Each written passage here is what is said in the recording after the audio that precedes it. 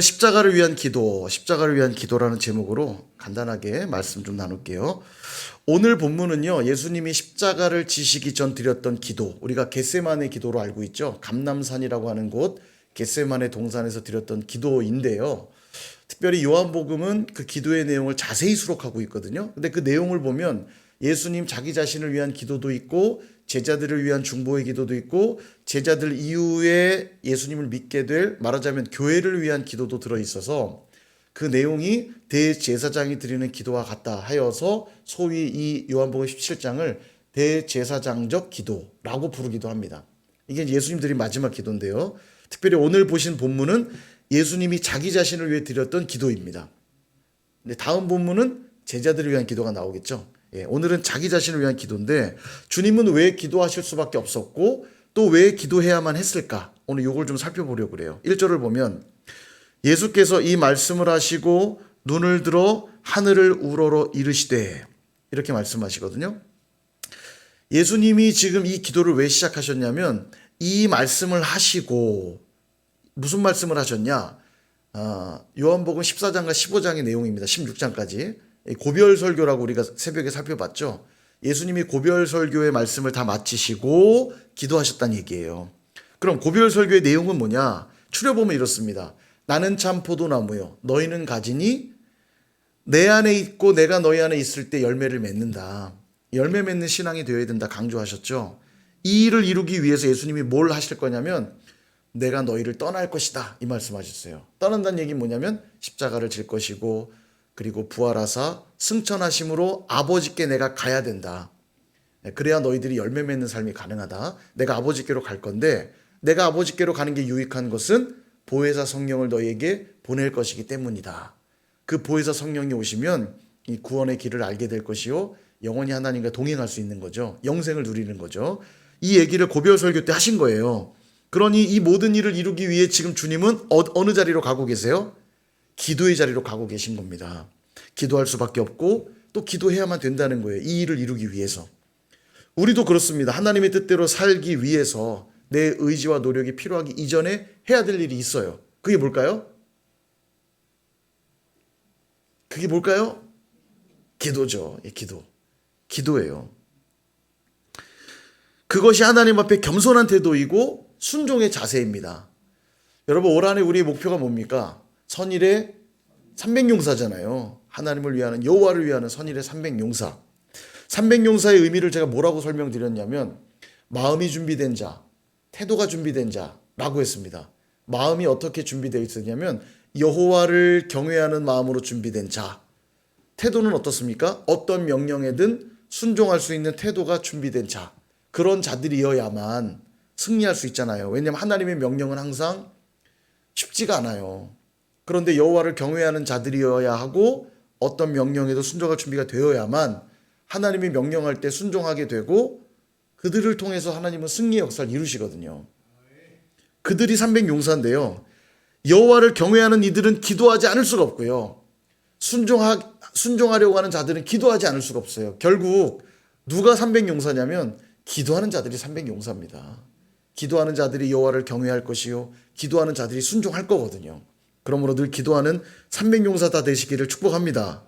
그럼 예수님도 기도하셔야만 했다면 우리는 말할 것도 없잖아요. 그죠? 그래서 오늘 금요성령 집회 잘 나오신 겁니다. 너무너무 잘 나오신 거예요. 어떤 시간과도 양보하지 않으셨으면 좋겠어요. 이 금요성령 집회만큼은 내가 죽으면 죽었지 기도할 거야.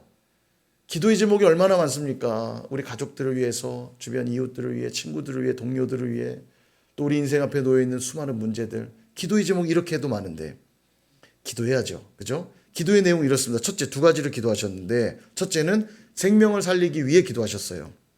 2절을 보시면 아버지께서 아들에게 주신 모든 사람에게 영생을 주게 하시려고 만민을 다스리는 권세를 아들에게 주셨음이로소이다. 그러니까 모든 사람에게 영생을 주려고 예수님께 하나님이 권세를 주셨다는 거예요. 그러므로 4절, 아버지께서 내게 하라고 주신 일을 내가 이루어 아버지를 이 세상에서 영화롭게 하였사오니. 그러니까 내게 하라고 주신 일이 뭐였냐면 사람들을 영생을 주는 일, 사람들에게 영생을 주는 일을 하기 위해서 이제 예수님이 뭘 하실까요? 십자가 지는 일을 하시는 거죠. 내게 하라고 주신 일이 뭐냐면 십자가에서 죽는 일을 말하는 거예요. 십자가에서 죽으셔야만 영생이 허락되고 하나님은 비로소 영광을 받으신다는 겁니다. 그래서 십자가를 잘 감당하며 모든 이들로 하여금 영생을 얻게 하려고 예수님이 지금 뭐 하고 계신 거예요? 기도하고 계신 거예요. 사랑하는 여러분, 그렇습니다. 하나님이 가장 기뻐하시는 일은 생명 살리는 일이에요. 오늘 간증을 들으셨지만 권사님의 그 기쁜 마음보다 누가 더 기뻐하셨을까요? 하나님 기뻐하셨을 거예요.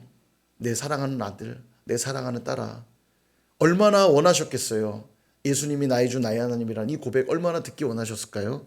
이 일 때문에 아들을 보내서 십자가에 죽이시기까지 했잖아요. 이것이 하나님이 가장 기뻐하는 일이에요. 근데 생명은 그냥 살아나지 않죠. 어떻게 살아나냐면 예수 그리스도의 십자가를 통해서만 영생을 얻는 겁니다. 그래서 우리는 뭐가 되어야 되냐면 십자가의 전달자가 되어야 돼요. 그리스도인의 또 다른 이름, 십자가의 전달자. 조성경 원사님 그거 하고 오신 거잖아요. 가서 죄를, 여러분 정말입니다. 복음을 전해보시면 아는데요. 좋은 얘기들엔 다 답하는데요. 딱 뭐에 반응을 안 하냐면 죄에 대해 반응을 안, 그러니까 이 영접할 준비가 안 된 사람들은요, 이 죄를 거부해요. 죄를 인정하지 않습니다. 죄를 인정해야 그리스도가 필요하거든요. 십자가가 필요하거든요. 근데 죄를 인정하지 않으니까 복음이 전해지지 않아요. 여기에 이제 강박합니다. 나는 죄가 없다고 얘기하죠. 죄를 인정하지 않거든요. 그러나 결국 이 십자가의 전달, 결국 이 십자가가 필요한 것이 깨달아질 때 영생이 허락되는 거예요. 그런 의미에서 우리는 만나는 모든 이들에게 십자가를 전달하는 이들인 겁니다. 우리는요. 십자가를 통해야만 영생을 얻으니까요.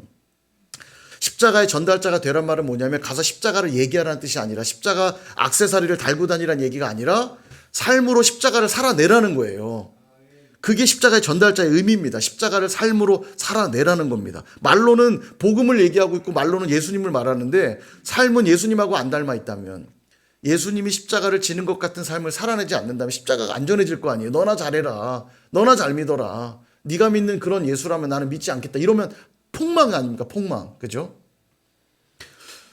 그래서 늘 느끼는 거지만 내 힘으로는 십자가를 살아내는 게 안 돼요. 너무너무 힘들어요. 그래서 뭘 해야 된다고요? 기도요. 그래서 기도하는 거예요. 하나님, 오늘도 사람들로 하여금 영생을 얻게 하기 위해 내 자신도 마찬가지지만 내 주변의 이들도 예수를 믿기 위해서 오늘 내가 십자가를 살아내야 되기 때문에 기도해야 된다는 겁니다. 가족들에게 복음이 흘러가려면 내가 십자가를 살아내야 돼요. 받을 거 다 받고 누릴 거 다 누리면서 십자가가 전해질 리가 없잖아요. 직장에서도 복음이 전해지려면 어떻게 됩니까? 역시 십자가 살아내셔야 됩니다. 다른 직원들보다 조금 더 헌신해야 되고요. 조금 더 배려해야 되고 조금 더 따뜻해져야 돼요. 십자가 지는 마음으로. 그래야 복음이 그를 통해 흘러가지 않겠어요? 사업할 때도 마찬가지일 거고요. 공부할 때도 마찬가지일 겁니다. 삶의 모든 영역에서 십자가 살아내셔야 돼요. 우리 예수님처럼. 그 십자가의 희생과 헌신이 우리 삶에 있어야만 돼요. 그럴 때 그 십자가는 생명을 살리는 기적의 역사로 이어지게 되는 거죠. 한 알의 밀알이 땅에 썩어져야만 많은 열매를 맺는다고 말씀하셨어요.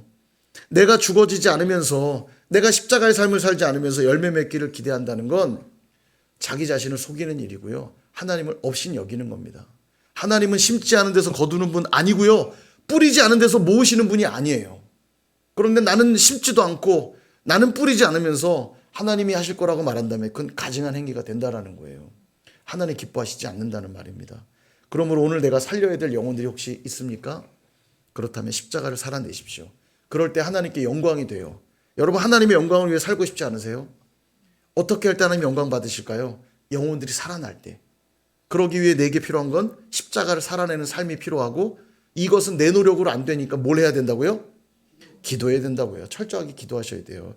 그게 내가 십자가 지는 삶이에요. 쉽지 않습니다. 기도에 헌신한다는 거 십자가 지는 삶이에요. 결코 쉽지 않아요. 그 결단하시면 좋겠고, 두 번째는 하나님과 함께하기 위해 기도하셔야 돼요. 예수님이 십자가 지는 이유가 뭐였냐면 영생을 위해서였습니다. 그죠? 그렇다면 영생이 무엇인가? 자, 3절 같이 한번 읽어보겠습니다. 영생이란 시작. 영생은 곧 유일하신 참 하나님과 그가 보내신 자 예수 그리스도를 아는 것이니이다. 아멘. 이게 영생이에요. 영생이 뭐냐? 하나님과 예수 그리스도를 아는 것. 이 영생의 삶을 우리에게 주시려고 예수님이 십자가에서 죽으셨어요. 그러므로 우리가 영생을 얻었어요. 그죠? 그러므로 우리가 영생을 얻었다면 영원토록 이 영생하는 삶을 추구해야 돼요. 예수님 이것 때문에 죽으셨으니까요. 그죠? 근데 영생이 뭐냐? 하나님과 예수님을 아는 것. 자꾸 영생이라고 그러면 이제 영원히 사는 것만 생각하는 시간의 의미로만 자꾸 생각하시는데요. 그게 아니라고 말씀드렸죠. 여러분 여기 안다라고 하는 이 단어가 중요해요. 여러 번 강조해 드렸지만 여기 안다는 건 공부 많이 하라는 뜻이 아닙니다. 지식을 가득가득 쌓라는 뜻이 아니고요. 체험적인 알미예요. 경험적인 암. 인격적인 만남이 동반된 알미요. 대통령 잘 아세요? 윤석열 대통령 잘 아세요? 나 좀 안다. 여기 안 계시죠? 알잖아요. 윤석열 대통령 어떻게 생겼는지도 알고 어떤 스타일인 줄 알고 어떤 말투 이런 거 다 아시잖아요. 어제 무슨 일 했고 오늘 무슨 일 했는지 뉴스 보면 다 알잖아요. 근데 우리는 안다고 말 안 하죠. 인격적으로 만나본 적이 없어요. 안다고는 말하지 않습니다. 지식적으로는 알지 몰라도. 그죠? 그런 만남인 거예요. 그냥 우리가 하나님을 지식적으로 알 수 있어요. 교회 오랫동안 다니면 그냥 지식적으로 알 수 있지만 그런 알미 아니라 하나님을 경험하는 알미요. 인격적인 만남을 통한 암. 다시 정리하면 예수님이 십자가에서 죽으신 이유가 뭐냐면 하나님과 예수님과 인격적인 만남을 갖게 하시려고 십자가에서 죽으신 거예요. 영적인 교제 나누게 하시려고 죽으신 겁니다. 죄가 뭡니까? 죄란 하나님과 내가 하나님께 나아갈 수 없게 만드는 게 죄잖아요. 그죠? 예수님이 십자가에서 이 죄를 해결하기 위해 죽으신 겁니다. 그래야만 다시 하나님과 교제가 회복되거든요. 이게 너무너무 중요해요. 그래서 우리가 예수를 믿는다, 예수님의 십자가를 믿는다, 이 말은 뭘 뜻하냐면 하나님과 함께 동거하며 그분을 알아가며 살겠다라는 고백과 다르지 않는 겁니다. 그래서 예수님을 믿는다고 할 때 우리가 영접했다는 말을 쓰는 이유가 그것이에요. 예수님을 이제 내 마음의 집에 모셔드리는 거예요. 영원토록 그분과 함께 살기로 작정하는 겁니다. 베드로후서 1장 3절과 4절은 이렇게 말씀하세요. 같이 한번 또 읽어볼까요? 시작. 그의 신기한 능력으로 생명과 경건에 속한 모든 것을 우리에게 주셨으니 이는 자기의 영광과 덕으로서 이로써 그 보배롭고 지극히 큰 약속을 우리에게 주사 이 약속으로 말미암아 너희가 정욕 때문에 세상에서 썩어질 것을 피하여 신성한 성품에 참여하는 자가 되게 하려 하셨느니라. 아멘. 전 이 말씀이 너무너무 좋고 너무 멋진 것 같아요. 신기한 능력으로 우리를 생명과 경건에 속한 자 되게 하셨대요. 쉽게 말하면 하나님의 능력으로 우리를 구원하셨다는 얘기입니다. 그 이유가 뭐냐? 우리를 구원하신 이유가 뭐냐? 세상에 썩어질 자들이 아니라 신성한 성품에 참여하는 자 되게 하려고 우리를 구원하셨다는 거예요. 이게 그리스도인의 정체성입니다. 아들은 누굴 닮아요? 아버지 닮잖아요. 성도는 누굴 닮아요? 하나님 닮는 거예요. 하나님의 자녀 되게 하시려고, 하나님 닮은 자녀 되게 하시려고 우리를 구원하셨다는 겁니다. 그러므로 그분을 닮기 어떻게 해야 돼요? 인격적인 만남과 교제를 해야 되는 겁니다. 피 한 방울 섞이지 않은 부부도요, 10년 살고 20년 살면 남매처럼 되잖아요. 그죠? 공감이 안 되면 심각한데, 공감이 돼야 되는데, 예. 웃는 모습 닮아가죠. 표정도 닮아가죠. 말투도 닮아가죠. 나중에 남매처럼 돼요. 예. 왜냐하면 서로 계속 보면서 사니까요. 계속 대화하면서 사니까요. 닮아가요. 이게 교제하는 사람들의 특징입니다. 하나님과 영적 교제가 시작되면요. 하나님 닮아가요. 그러니까 나는 신앙생활 굉장히 오래 했는데 하나님의 성품이 내 안에 맺혀져 있지가 않다. 이 굉장히 심각한 일입니다. 뭐가 없다는 얘기냐면 하나님과 인격적 만남과 교제가 없다는 얘기예요. 좀 더 심각하게 제가 말씀드릴까요? 이 말은 과연 나는 영생을 누리는 자인가? 내 안에 영생이 있는가? 이거 반문하셔야 되는 거예요. 왜냐하면 영생은 하나님과 예수 그리스도를 아는 거니까. 그분을 알아가는 게 영생을 누리는 삶인데 그분을 닮아가는 내용이 내 안에 하나도 없다. 그럼 내 안에 과연 영생이 있는가? 질문할 수밖에 없죠. 너무너무 친하잖아요. 척하면 알아요. 그 사람 말투만 들어도, 톤만 들어도, 눈빛만 봐도, 몸짓, 손짓 봐도 금방 알거든요. 그러니까 그리스도인들은 하나님과 친밀한 교제하기 때문에 삶 속에서 늘 그분의 음성을 듣고 늘 그분의 분위기를 읽고, 그러니까 주님과 점점 친밀해지고 그분을 점점 닮아가는 게 당연한데, 일주일에 한 번 주님을 만난다. 별로 안 친한 사람들하고 그렇게 만나잖아요. 그죠? 가끔 만나잖아요. 가끔 만나서는 진정한 그리스도인이라 할 수 없죠. 매일매일 주님을 만나야 됩니다. 그것이 우리가 누리는 영광이라고 말씀하세요. 5절 보세요. 아버지여, 창세전에 내가 아버지와 함께 가졌던 영화로서 지금도 나를 영화롭게 하옵소서. 뭔 얘기냐면 이 땅에 오시기 전에 하나님과 예수님은, 이 삼위 하나님은 온전한 교제를 나누는, 그래서 완전한 샬롬 가운데 계시는 하나님이셨거든요. 이 교제가 굉장히 완벽한 평강의 교제였습니다. 이 영화로움으로 다시 나를 영화롭게 해달라고. 그러니까 하나님과 완전한 일체를 누리는 것이야말로 예수님이 고백하는 거예요. 내가 누릴 수 있는 최고의 영광이라고. 여러분, 연예인하고만 친해져도요, 막 어디 가면 자랑하죠. 나 누구 안다? 나 진짜 친해. 막 얘기해. 오버하면서 막 하잖아요. 그죠? 그런 연예인들 한두 분씩 있으신가요? 없죠? 예. 그러니까 연예인 사실 아무것도 아닌데요. 나랑 똑같은 사람이고요. 죄인이고요. 사실 별거 아니에요. TV 좀 더 나오는 거 외에는 별로 다른 거 없어요. 근데도 그 연예인 좀 알면 어디 가서 어깨 탁 피고 내가 누구랑 친한데 잘하는데 그게 나의 영광인 거예요. 그 연예인이랑 친하다고요. 연예인이 사실은 영광을 받는 자리에 있지만 그랑 친하다는 이유 때문에 나도 어깨에 힘준다고요. 나에게도 영광이 되는데 하물며 온 우주 만물의 주인이신 하나님과 교제하는 사이라면 이보다 더 큰 영광이 어디 있겠어요. 어깨 피고 다니셔도 된다니까요. 교인이라고 어깨를 이렇게 쭈그리고 다니지 마세요. 예. 요즘 막 교회가 막 박해를 받는다고 쭈그리실 필요 없습니다. 영광스러운 거예요. 그러므로 사랑하는 여러분, 하나님과 친밀감을 사모하시면 좋겠어요. 예수 그리스도의 깊은 영적 교제를 하셔야 됩니다. 성령이 우리 안에 역사하심으로 성령의 열매를 달아내셔야 돼요. 그것이 영생의 내용인 겁니다. 아까도 말씀드렸지만 영생은 시간 개념이 아니에요. 영원히 산다라는 뜻이 아닙니다. 같은 일을요, 영원히 무한반복하면 그 행복할까요? 그 행복하지 않을 것 같아요. 만약에 시간 개념으로만 이해하면 천국 가면 하나님 예배한대. 얼만큼? 영원히. 영원히 예배만 한다? 뭔가 좀 스릴러물 같은 느낌 안 드세요? 예.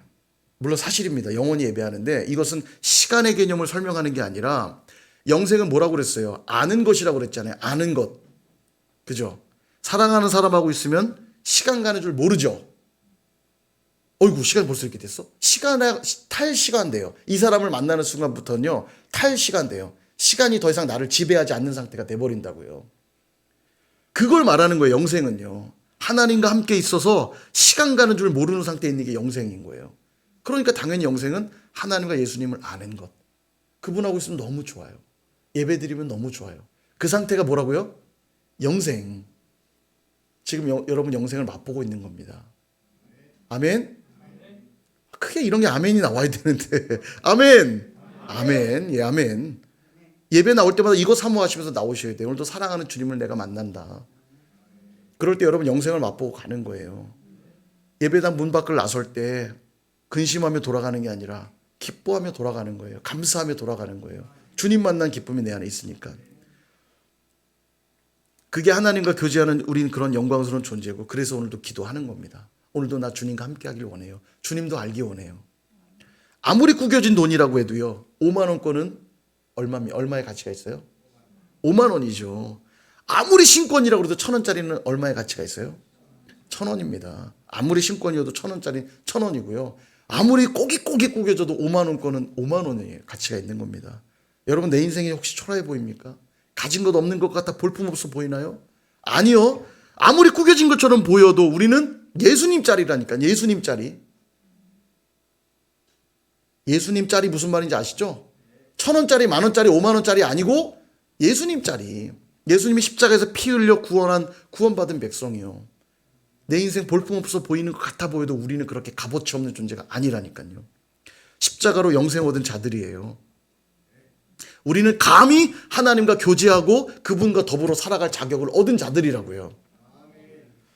베이직 교회 이 조정민 목사님이 이런 얘기했어요. 인생은 하나님 이야기가 될 때 복됩니다. 신앙은 내가 아니라 하나님의 이야기가 되도록 나의 신발을 벗는 일입니다. 너무 멋진 표현 아니에요? 이게 영광이고 축복인 거예요. 연예인 따위로 자랑하는 그런 허접한 인생들이 아니고요. 온 우주 만물의 주인 되셔서 나를 구원하신 그 하나님이 나의 아버지시고 나의 하나님이라고 떵떵거리며 사는 그것이 영광이고 축복이라고요. 이 일을 위해 오늘도 결단할 게 있어요. 겸손하고 절박하게 기도의 자리로 나아가야 된다는 거예요. 두 가지 말씀드렸죠. 십자가의 삶을 살게 하옵소서. 그래서 나로 하여금 많은 영혼들이 살아나게 하옵소서. 기도하셔야 되고, 두 번째는 매 순간 성령 안에서 하나님과 영적 교제를 누리며 주님을 더 알아가게 하옵소서. 기도하셔야 돼요. 그렇게 기도할 때 하나님께 영광 올려드리는 일이고 또 하나님이 주시는 영광을 누리게 되는 일인 줄 믿습니다. 오늘 밤 그렇게 기도하시는 저와 여러분 다 되시기를 주님의 이름으로 축원드립니다.